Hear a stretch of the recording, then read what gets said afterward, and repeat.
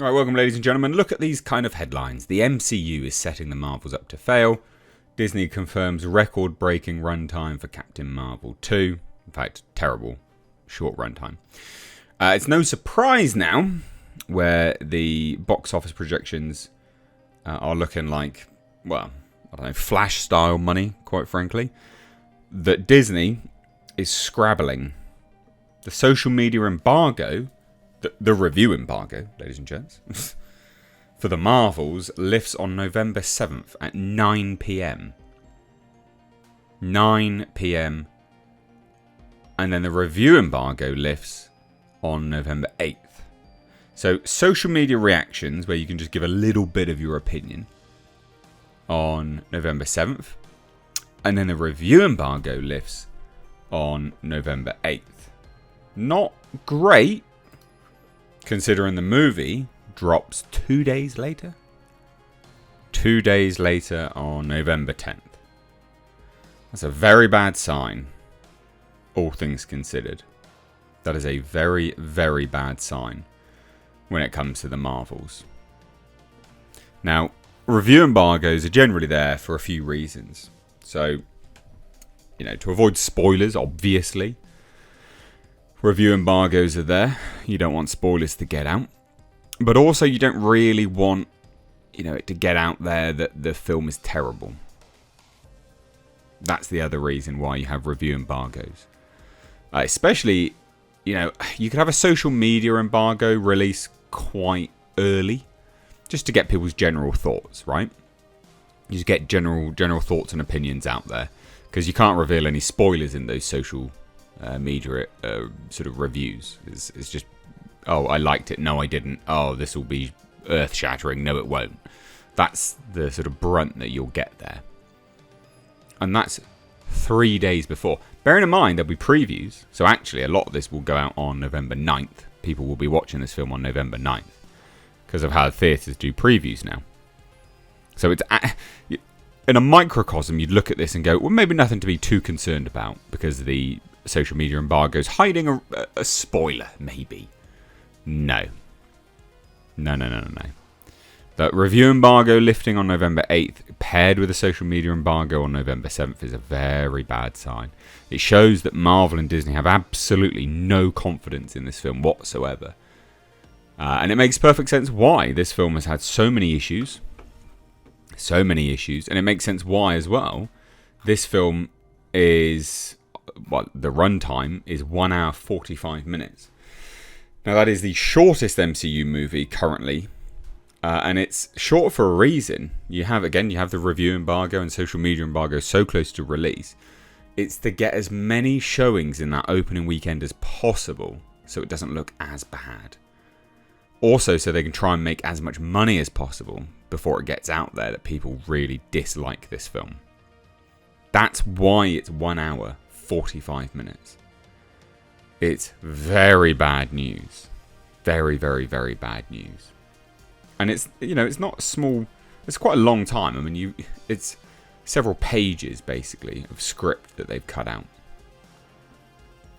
Now, even this article from The Direct notes that it's concerning.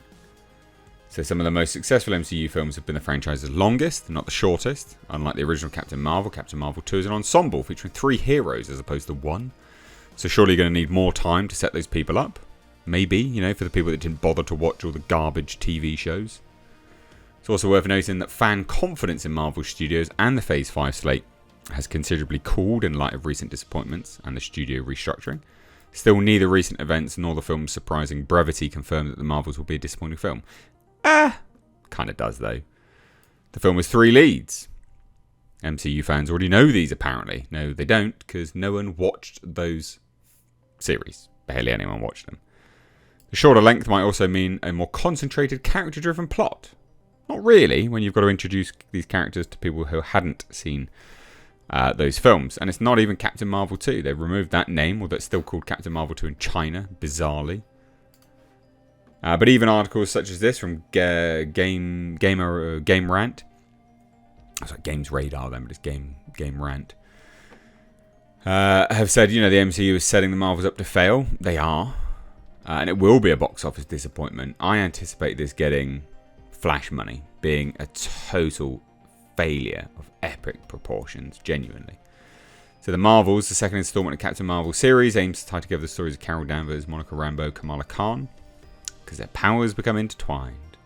Box office projections are awful, genuinely awful. Declining interest in superhero movies, oversaturation of the market, mediocre reviews. So they know these mediocre reviews, and that's another reason why they've got this social media embargo. Because that's the thing that will get you. That's what hinges on this being bad news, is the social media embargo.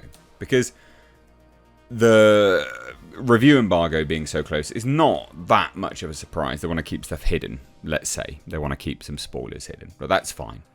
But you don't want anyone to know general thoughts and feelings, just general thoughts and feelings, until 3 days, technically 2 because of previews, 2 days before the movie comes out. That's very bad news. That shows they know this is going to be an absolute bomb. Again, a bomb of epic proportions. And, this is the box office subreddit over on, Reddit, obviously. And they're saying it as well. I'm not saying I know this movie will be bad, but I'm saying if this movie is actually good, Disney has handled it in the worst possible way at every juncture. They have. This is the best way I could describe it. It's been the punching bag for the MCU this year, well before the first teaser was even released. And since Phase 5 has continued to churn out multiple mixed bad projects like Phase 4 did, the confidence ceiling for the Marvel success is not looking very good right now. If pre-sale numbers don't rise significantly in the next 2 weeks, which they won't, I don't see how this will make 600 million, even with great reviews. Yeah, of which people aren't going to be getting until a day before release. The day before it comes out. Gee. Oh, maybe it is the day before. Is it opening November 9th now? I thought it was November 10th. It's even worse. Every single social media reaction will be a variant of The Marvels is yet another MCU classic, full of heart, humour and incredible action. Audiences are going to love. Insert talking point given by PR Now. Which is true. Yeah, this is bad. The review embargo is about a day or two behind the usual MCU fare, so that's not concerning. And again, this is what I was saying. The social media embargo is concerning, though. They usually drop those a week or more in advance to written reviews. Either they have no confidence in this, or they do, and they're still running gun-shy on reviews because of the Indiana Jones Elemental whammy earlier this year. It's not good. This is a real bad look. It shows a complete lack of confidence. Complete lack of confidence. Is that the social media embargo is the clincher there? Maybe this will be the straw that breaks the camel's back and ends the flood of mediocre MCU content. God, I can hope so. So there you have it. I mean, there's not much else really to go into here. It's just hilarious, to be honest. I mean, if they don't make, this will do flash money. Absolutely. There's no interest in it. No one cares about this. And the thing that people go back to is that Captain Marvel, it did $1 billion, sure, but that was at the peak comic book movie interest.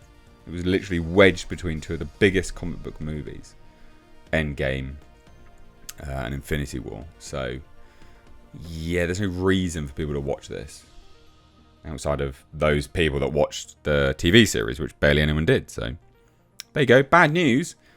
But maybe they'll learn from it. Maybe. Finally. Cheers, guys. Take care. Bye-bye now.